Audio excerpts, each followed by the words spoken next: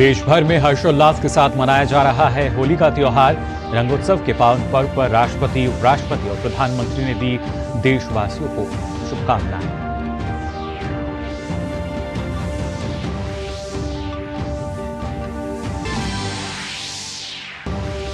आज चौथे दिन होली पर भी जारी है धार के भोजशाला में सर्वे का कार्य। विशेषज्ञों और दोनों पक्षों के प्रतिनिधियों की मौजूदगी में एएसआई टीम के जरिए वैज्ञानिक विधि से किया जा रहा है परीक्षण।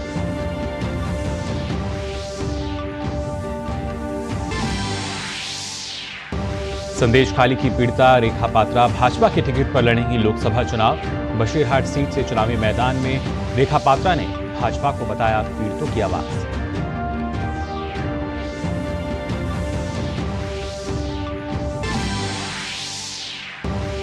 श्रम एवं रोजगार मंत्रालय ने जारी किए ईपीएफओ से संबंधित ताजा आंकड़े। जनवरी महीने में ईपीएफओ में जोड़े गए 16.02 लाख सदस्य, करीब 8.08 लाख सदस्यों ने पहली बार कराया नामांकन।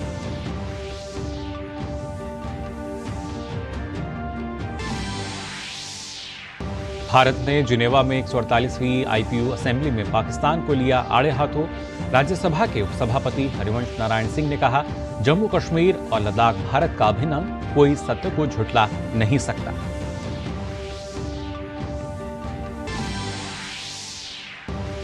और आईपीएल में आज रॉयल चैलेंजर्स बेंगलुरु अपने घर पर पंजाब किंग्स से भिड़ने के लिए तैयार। पहले मैच में बेंगलुरु को चेन्नई सुपर किंग के हाथों मिली थी हार।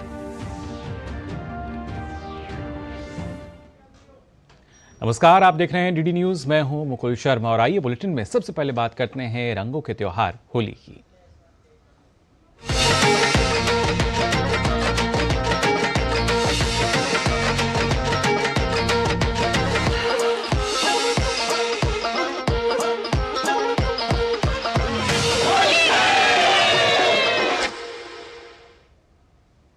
होली आज देश भर में उल्लास और उमंग के साथ मनाई जा रही है। ये पर्व वसंत के आगमन और बुराई पर अच्छाई की जीत का भी प्रतीक माना जाता है। इस अवसर पर बधाइयों और मिठाइयों का सिलसिला भी जारी है और लोग एक दूसरे को गुलाल लगा रहे हैं। देश भर में लोग मस्ती का सुरूर छाया हुआ है। वे गीत संगीत की थाप पर नृत्य करते देखे जा रहे हैं। वहीं बच्चे रंग भरे गुब्बारों के साथ होली का आनंद ले रहे हैं। होली का त्योहार फागुन महीने के पूर्णिमा के दिन मनाया जाता है। फागुन माह में मनाए जाने के कारण इसे फागुनी भी कहते हैं। राग रंग का ये लोकप्रिय पर्व वसंत का संदेश वाहक भी है। वसंत की ऋतु में हर्षोल्लास के साथ मनाए जाने के कारण इसे वसंतोत्सव भी कहा जाता है।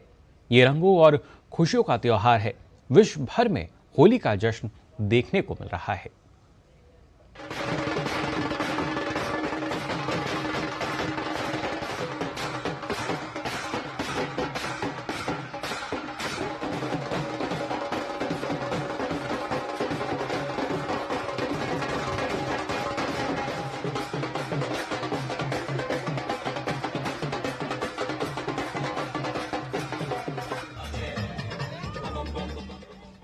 राष्ट्रपति द्रौपदी मुर्मू, उपराष्ट्रपति जगदीप धनखड़ और प्रधानमंत्री नरेंद्र मोदी ने होली की पूर्व संध्या पर लोगों को शुभकामनाएं दी।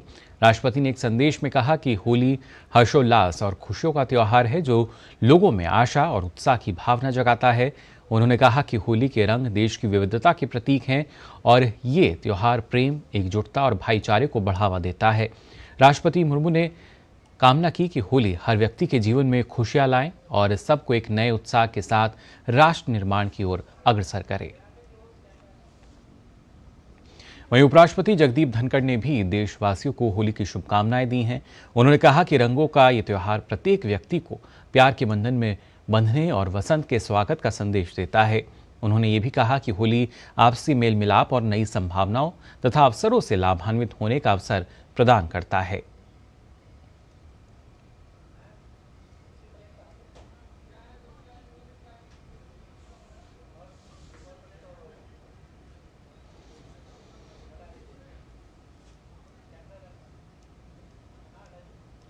साथ ही प्रधानमंत्री नरेंद्र मोदी ने भी देशवासियों को होली की बधाई दी है।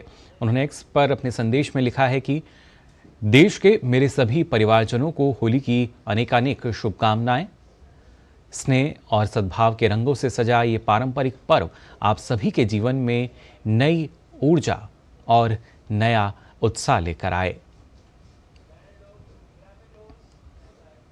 रंगों के त्योहार होली के मौके पर रक्षा मंत्री राजनाथ सिंह के आवास पर होली मिलन कार्यक्रम का आयोजन किया गया। राजनाथ सिंह ने रंग और गुलाल के साथ होली खेली। रक्षा मंत्री ने देशवासियों को होली की शुभकामनाएं भी दी।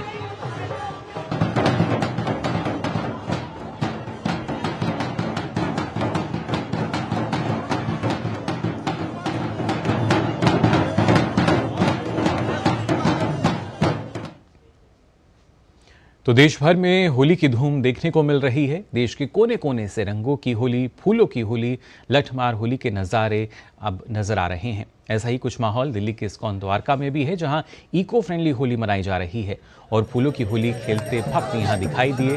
साथ ही यहां पर सुबह से ही श्रद्धालुओं का आना जाना लगा हुआ है और सभी फूलों की होली में शामिल होकर भाईचारे के पर्व में एक दूसरे को फूलों की होली से रंग कर होली मना रहे हैं।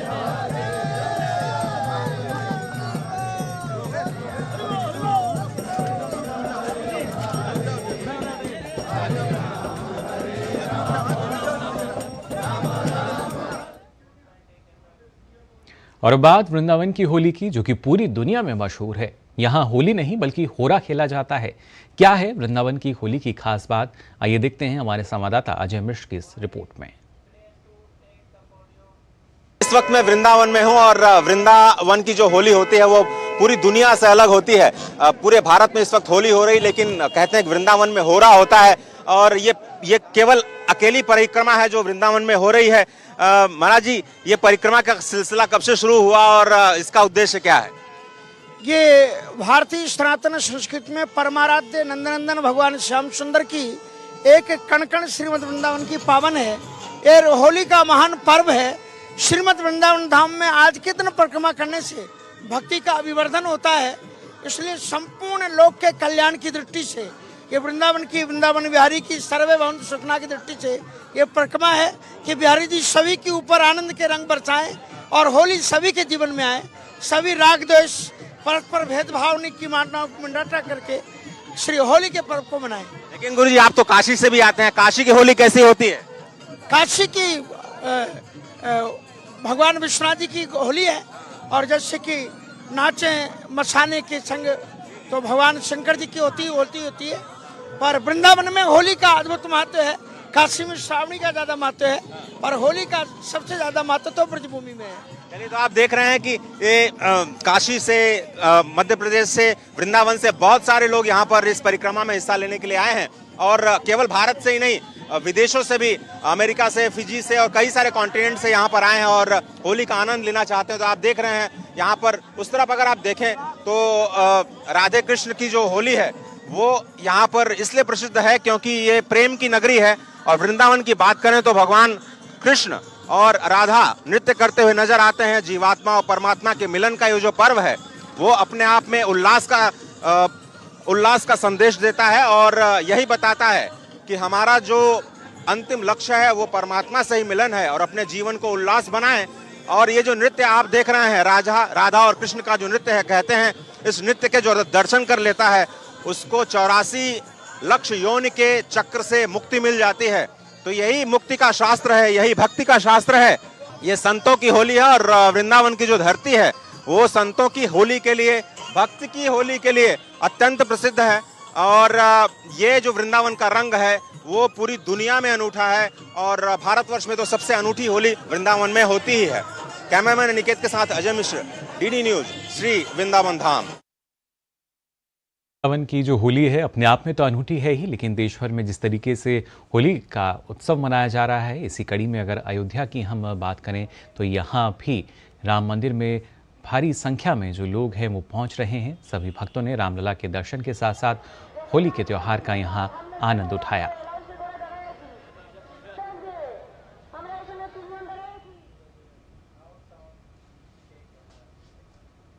और वहीं उज्जैन के महाकाल मंदिर में आज सुबह भस्म आरती के दौरान गर्भगृह में आग लगने से मुख्य पुजारी सहित 13 लोग झुलस गए। भस्म आरती के दौरान अबीर गुलाल लगाया जा रहा था, इसी बीच आग लग गई। आनन फानन में सभी घायलों को अस्पताल पहुंचाया गया, जहां उनका इलाज किया जा रहा है।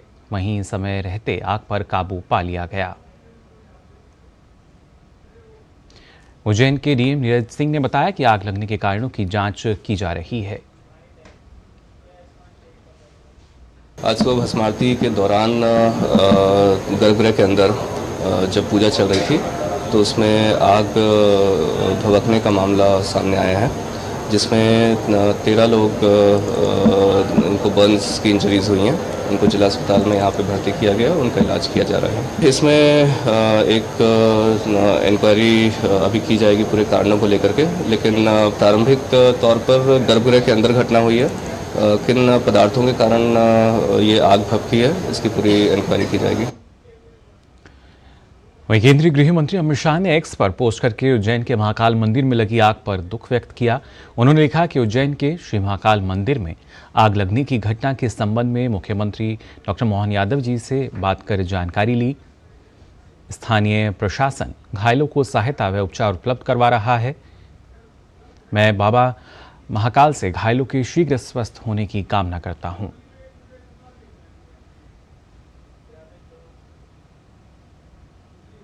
उज्जैन के महाकाल मंदिर में आज सुबह के समय हुए इस हादसे की घटना को मध्य प्रदेश के मुख्यमंत्री डॉक्टर मोहन यादव ने भी इसको दुखद बताया। मुख्यमंत्री ने सोशल मीडिया प्लेटफॉर्म एक्स पर लिखा है कि आज प्रातः बाबा महाकाल मंदिर के गर्भगृह में भस्म आरती के दौरान हुई दुर्घटना दुखद है।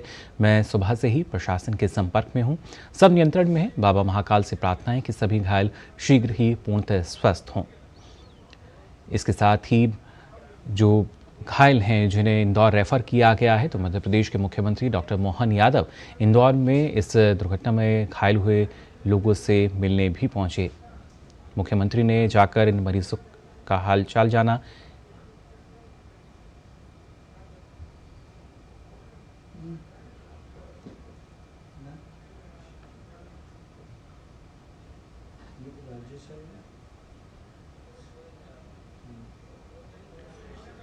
आज सुबह के समय आपको बता दें, महाकाल मंदिर में, उज्जैन के महाकाल मंदिर में भस्म आरती के दौरान ये हादसा हुआ था, जिसमें मुख्य पुजारी समेत 13 लोग के झुलसे जाने की खबर सामने आई थी। उसके बाद जिनको इंदौर रेफर किया गया था, वहाँ पर उनसे मुलाकात करने पहुँचे मुख्यमंत्री मध्य प्रदेश के यहाँ पर, और उनका हालचाल यहाँ पे उन्होंने लिया।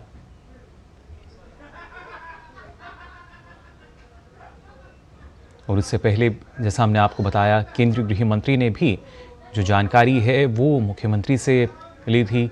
उसके बाद मुख्यमंत्री लगातार संपर्क में थे और जिनका इलाज इंदौर जिनको रेफर किया गया था, उनसे मुलाकात करने पहुंचे। और आइए बात करते हैं 24 की चुनौती की।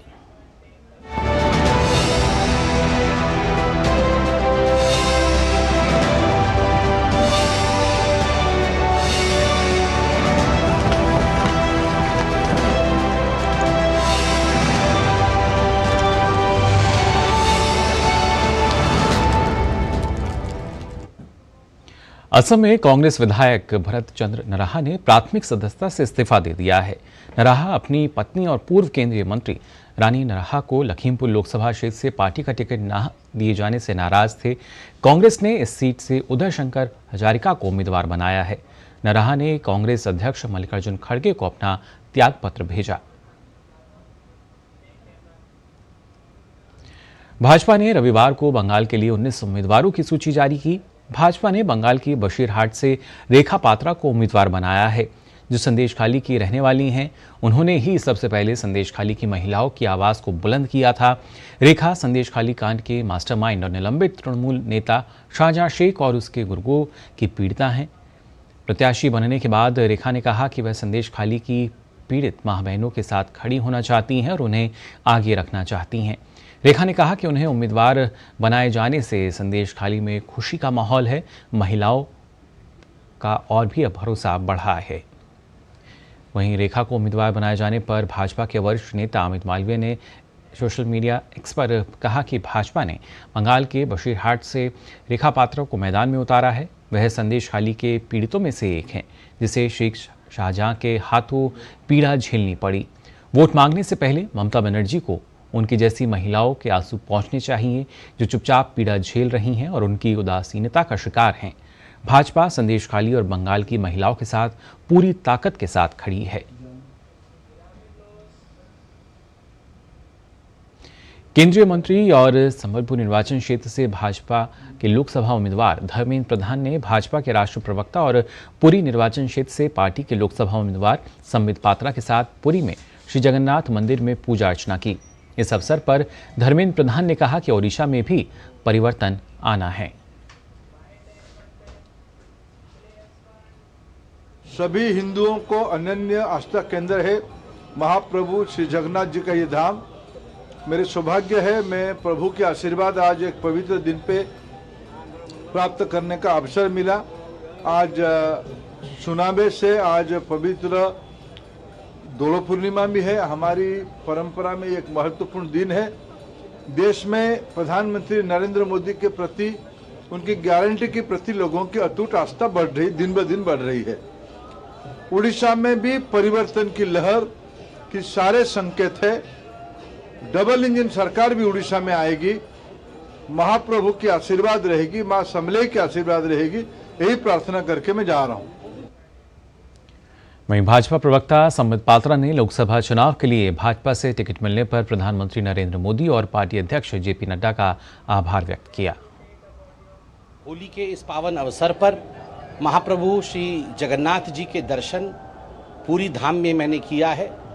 दर्शन करके मैंने महाप्रभु जी को धन्यवाद दिया कि उन्होंने मुझे इस काबिल सोचा कि अपने सेवक के रूप में उन्होंने मुझे पूरी बुलाया है। मैंने धन्यवाद दिया महाप्रभु के समक्ष हमारे यशस्वी प्रधानमंत्री श्री नरेंद्र मोदी जी को, हमारे राष्ट्राध्यक्ष श्री जेपी नड्डा जी को, आदरणीय गृह मंत्री श्री अमित शाह जी को एवं हमारे सीईसी के समस्त सदस्यगणों को और भारतीय जनता पार्टी के तमाम नेतृवृंद को कि उन्होंने पुनः मुझे एक बार पूरी के लिए एक प्रार्थी के रूप में चयनित किया है। और जनता को हमने अपील किया है कि चुनाव संबित पात्रा नहीं लड़ रहा है, यह चुनाव नरेंद्र मोदी जी का है, यह चुनाव विकास का है, यह चुनाव भारतवर्ष को आगे लेकर विश्व गुरु के रूप में खड़ा करने के लिए है। पटना साहिब लोकसभा सीट से अपनी उम्मीदवारी पर भाजपा नेता रविशंकर प्रसाद ने कहा कि पिछले 10 सालों में पीएम मोदी की अगुवाई में भारत बहुत आगे बढ़ा है। उन्होंने कहा कि एनडीए की बहुत प्रामाणिक विजय होगी। के द्वारा मुझे पटना साहिब लोकसभा क्षेत्र से दोबारा उम्मीदवार बनाया गया है। मैं विशेष रूप से प्रधानमंत्री आदरणीय नरेंद्र मोदी जी, गृह मंत्री जी आदरणीय अमित शाह जी, पार्टी के राष्ट्रीय अध्यक्ष जगत प्रकाश नड्डा जी और बिहार के प्रदेश अध्यक्ष सम्राट चौधरी सहित सभी वरिष्ठों का हृदय से अपनी कृतज्ञता देता हूं कि उन्होंने ये दायित्व मुझे दिया है। पिछले 10 साल में मोदी जी की अगुवाई में भारत बहुत आगे बढ़ा है और अब 2047 तक विकसित भारत के लक्ष्य को हमें प्राप्त करना है। भारतीय जनता पार्टी ने आगामी लोकसभा चुनाव के लिए उम्मीदवारों की 5वीं सूची जारी की। जयपुर से अपनी उम्मीदवारी पर भारतीय जनता पार्टी के नेता मंजू शर्मा ने कहा कि अच्छे वोटों से जीत दर्ज करानी है। मोदी जी की जीत है, मोदी जी के काम है, देश का विकास है, युवाओं का साथ है, महिलाओं का साथ है। मोदी जी के काम है, उनके काम है, उनके नाम है। हमारे डबल इंजन की सरकार है तो हम बहुत अच्छा काम करेंगे। वहीं कांग्रेस ने आगामी लोकसभा चुनाव के लिए उम्मीदवारों की 5वीं सूची जारी की। जयपुर से सुनील शर्मा की जगह प्रताप सिंह खाचरियावास चुनाव लड़ेंगे।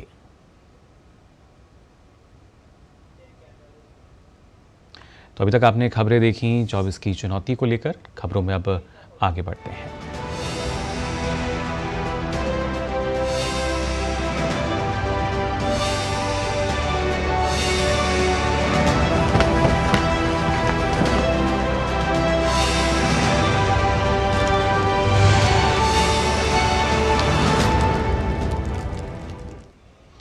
धार के ऐतिहासिक भोजशाला का हाईकोर्ट के निर्देश पर एएसआई टीम द्वारा होली के दिन भी लगातार सर्वे कार्य किया जा रहा है। आज चौथे दिन होली पर भी सर्वे कार्य हो रहा है। आर्कियोलॉजिकल सर्वे ऑफ इंडिया के अपर महानिदेशक प्रोफेसर आलोक त्रिपाठी के नेतृत्व में दल ने सुबह लगभग 7:45 बजे भोजशाला में प्रवेश किया। हिंदू पक्ष की ओर से भोजशाला मुक्ति यज्ञ के संयोजक गोपाल शर्मा और मुस्लिम पक्ष की ओर से अब्दुल समद भी सर्वे दल के साथ भोजशाला में मौजूद हैं। जिला प्रशासन द्वारा सुरक्षा के व्यापक प्रबंध किए गए हैं। गौरतलब है कि एएसआई द्वारा 22 मार्च से वैज्ञानिक आधार पर भोजशाला का सर्वे किया जा रहा है। सूत्रों से प्राप्त जानकारी के अनुसार सर्वे में विशेषज्ञ अधिकारियों के विभिन्न दल परिसर में अलग अलग कार्यों को अंजाम दे रहे हैं। परिसर के अंदरूनी स्ट्रक्चर, स्तंभों, शिलालेखों का बारीकी से परीक्षण कर केमिकल ब्रश और मशीन का उपयोग करते हुए सैंपल ले रहे हैं। परिसर के बाहर ही आपको बता दें, उसके बाहर की ओर की जो मिट्टी की खुदाई कर कुछ स्थानों को और भी चिन्हित किया गया है और वैज्ञानिक विधि से यहाँ परीक्षण किया जा रहा है। जो है होली का दिन है, त्यौहार है, पर आज भी जो है सर्वे टीम अपना सर्वे कर रही है। तो ये कहा जा सकता है कि जो सर्वे टीम आई है बड़ी तन्मयता से, बड़ी गंभीरता से पूरी जांच कर रही है। परंतु कुछ लोग जो है समाज में कुछ जो है वैमनस्यता फैलाने का कार्य कर रहे हैं, समाज को भ्रमित करने का कार्य कर रहे हैं। भाजपा के राष्ट्रीय महासचिव दुष्यंत कुमार गौतम ने अरविंद केजरीवाल पर निशाना साधते हुए कहा कि दुर्भाग्यपूर्ण है कि कोई मुख्यमंत्री जेल के अंदर है और वे वहां से मंत्रालय चलाना चाहते हैं। दुष्यंत कुमार गौतम ने कहा कि सिर्फ चोर ही जेल से गैंग चलाते हैं। दुर्भाग्यपूर्ण है कि आज मुख्यमंत्री जेल के अंदर है और मंत्रालय वहां से चलाना चाहता है। आज तक इतिहास में ऐसा नहीं हुआ है। लालू यादव भी गए हैं और अनेकों सोरेन भी गए हैं, सभी ने इस्तीफा दिया है, दूसरा मुख्यमंत्री बनाया गया है। चोर लोग ही हैं, गैंग चलाते हैं खाली जेल से। श्रम एवं रोजगार मंत्रालय की ओर से जारी ताजा आंकड़ों के मुताबिक जनवरी महीने में कर्मचारी भविष्य निधि संगठन यानी ईपीएफओ में 16.02 लाख सदस्य जोड़े गए हैं। वहीं जनवरी 2024 में पहली बार करीब 8.08 लाख सदस्यों ने नामांकन कराया है। आंकड़ों के मुताबिक इनमें 18 से 25 आयु वर्ग के ज्यादातर सदस्य हैं। इनकी संख्या जनवरी 2024 में जोड़े गए कुल नए सदस्यों का 56.41% है, जो दर्शाता है कि संगठित कार्यबल में शामिल होने वाले अधिकतर व्यक्ति युवा हैं। आंकड़ों से पता चला है कि पहली बार जुड़े 8.08 लाख नए सदस्यों में करीब 2.05 लाख नई महिला सदस्य हैं।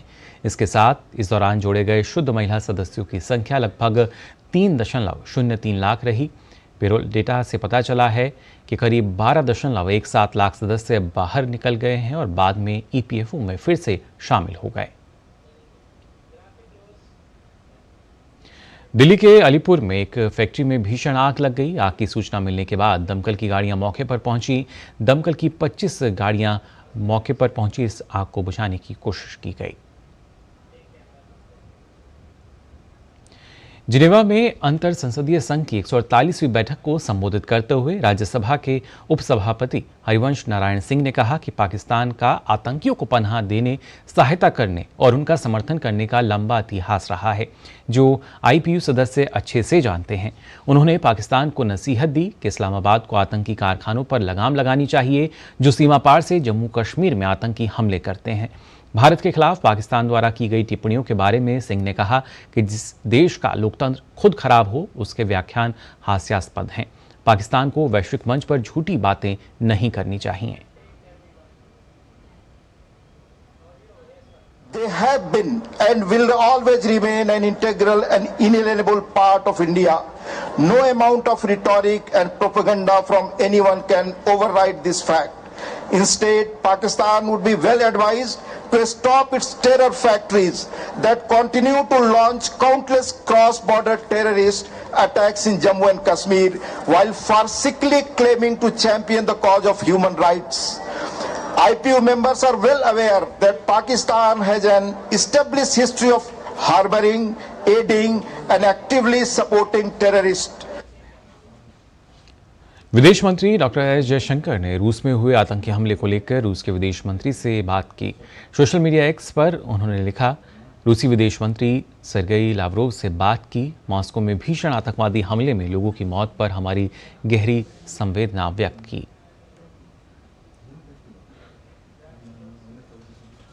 विदेश मंत्री एस जयशंकर ने भारत और रूस के बीच संबंधों को लेकर खुलकर बातचीत की है। सिंगापुर में विदेश मंत्री एस जयशंकर ने रविवार को कहा कि रूस एक ऐसा देश है जिसके साथ भारत के हमेशा सकारात्मक संबंध रहे हैं। दोनों देशों ने एक दूसरे के हितों का ख्याल रखने के लिए हमेशा तत्परता दिखाई है। विदेश मंत्री ने इस धारणा को भी खारिज कर दिया कि मॉस्को चीन की ओर बढ़ रहा है। that Russia is a country with which we have always had a positive relationship. Both India and Russia have taken that extra care to look after each other's interests. So I think we should have that confidence as we go forward. अब बात करते हैं खेल जगत से। दरअसल Indian premiere league के 17वें season में आज रॉयल चैलेंजर्स बेंगलुरु का सामना पंजाब किंग्स के साथ होगा। ये मुकाबला बेंगलुरु में ही खेला जाएगा। बेंगलुरु की टीम को अपने पहले मैच में चेन्नई सुपर किंग्स से हार का सामना करना पड़ा। ऐसे में टीम अपने होम ग्राउंड पर जीत की तलाश में उतरेगी। पहले मैच में बेंगलुरु के तेज गेंदबाज लय से भटकते दिखाई दिए थे। ऐसे में टीम को इस मुकाबले में अपनी इस कमी पर लगाम लगानी होगी। वहीं आरसीबी को बल्लेबाजी में अपने बड़े बल्लेबाजों से बड़ी पारी की आज उम्मीद रहेगी। तो फिलहाल के लिए इस बुलेटिन में बस इतना ही, लेकिन जाते जाते आप सभी को एक बार फिर से होली के पर्व की हार्दिक शुभकामनाएं। मुझे दीजिए अनुमति। नमस्कार।